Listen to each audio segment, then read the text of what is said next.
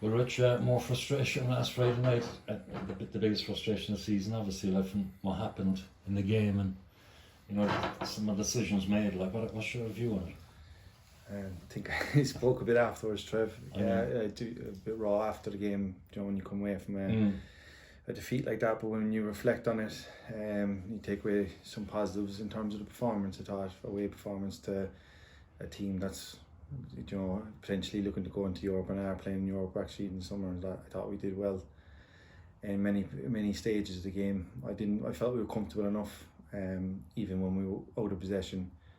But as you say, then decisions kind of turn the game, and I think the crowd were up, and I just think we couldn't hold out the last few minutes, which was gutting really, I know. I suppose since Colin went, he had 2 matches and he led in the 2 of them, and didn't get anything from him. Like that's usually for us. Like seeing games out has been a problem all season, hasn't it?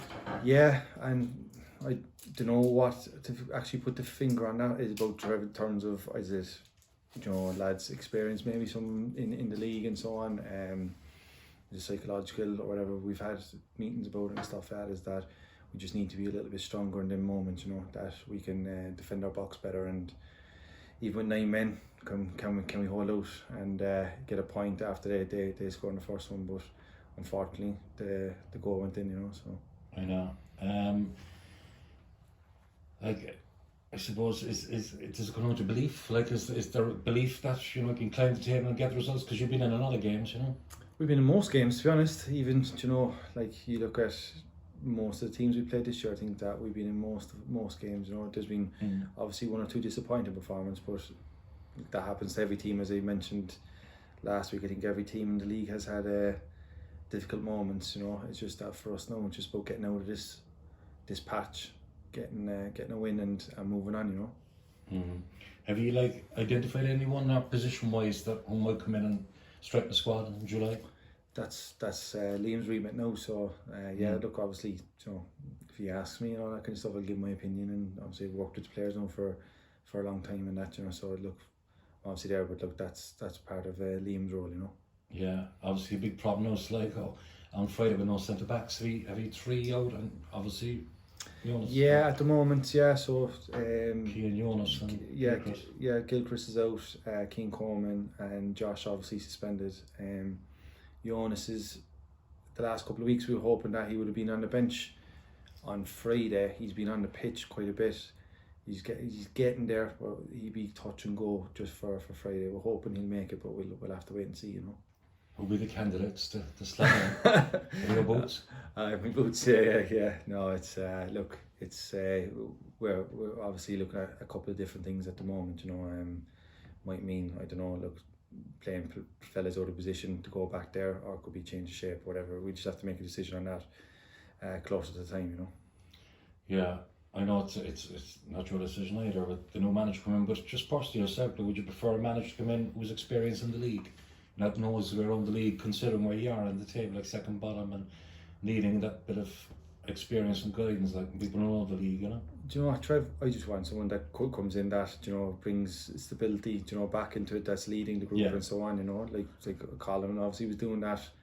We just need that person to come in with Liam and just get things going again, because at the moment, I'm coming in here every week and there's questions about managers and so on, so look, that's not for me to say or whatever, but there's a process going on at the moment, and hopefully soon that we'll know who the man will be, Obviously you're working towards the Sligo game on Friday, and a lot about him obviously after it was one of your best performances up there, wasn't it? You were leading 2-0.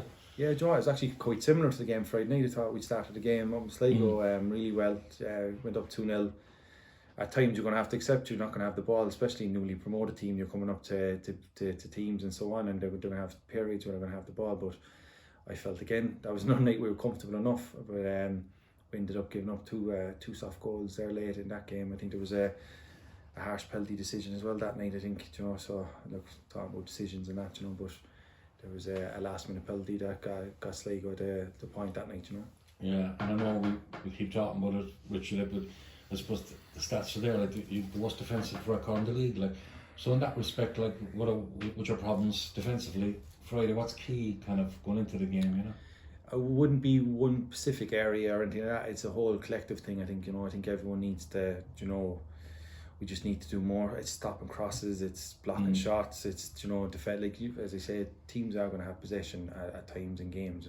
We're at a good standard. There's good players here and in this league and that. So we're going to be up against that periods of the game. But in them moments of suffering, we should enjoy those moments as much as we enjoy having the football and scoring goals and that. So it's just we just need to do more and defend the box better.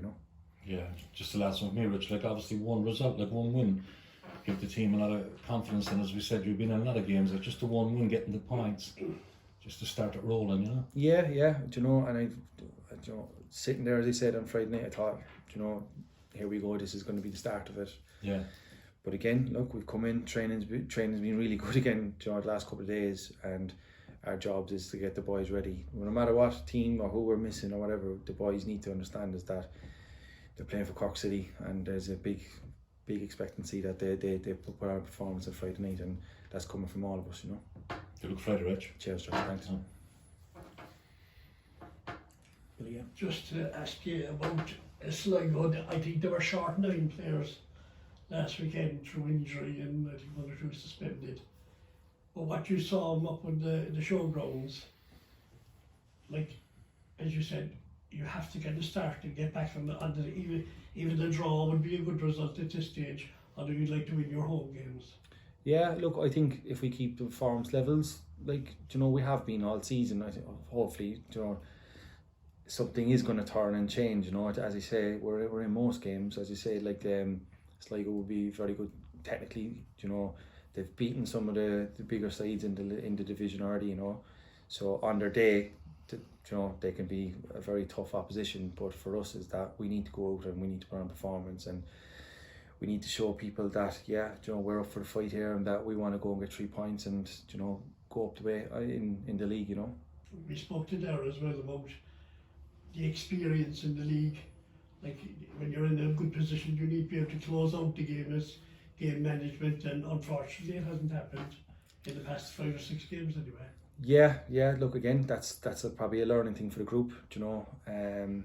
Probably going on Friday's game, you probably look your captain goes off, and one of your centre halves that has been really good this season, has gone off as well. So we've lost probably 2 players, in the centre back positions there, which obviously there was a bit of rejigging and trying to get lads back into cover those positions and so on. So yeah, but look, I take your point. Like when you look at games played in this league, our group probably is down down the lower end in terms of experience, playing in the league. So some lads are learning on the job. Look, as I keep saying, we have to learn quickly because we need to get wins on the board and so on. But yeah, look, it's all a learning experience, and look, we'll hopefully take the lessons from Friday night, and we'll go out and put up a performance and get 3 points.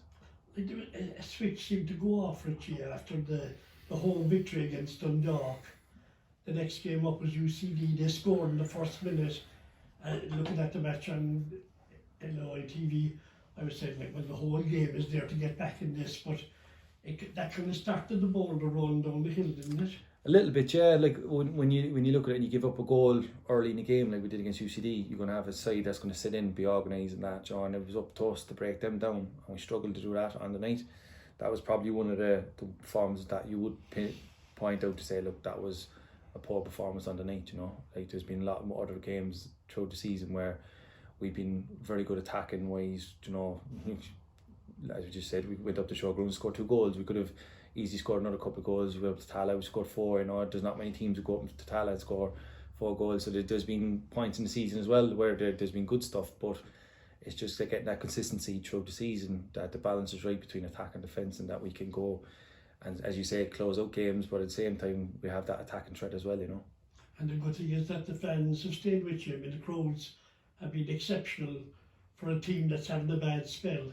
Yeah, look, I don't think there'll ever be a question on that. I think that people can see what's been happening in terms of when you look at last year and we win the first division, how many academy players were involved, how many local young Cork lads were involved in that, and these lads are stepping up, and they're, no one can question. I think they're the work rate and what they want to do, the work they put in for the jersey. It's just, as you said, just the little moments in games where the lapse of concentration or just a little individual error that is costing us, you know. So I think the people of Cork can appreciate what effort the lads are putting in, but as I keep saying, we need to put points on the board, you know. Good Friday. Cheers, Bill. Thanks. Thanks, Rich. Thanks, lads. John, I'll let you jump in there if you want.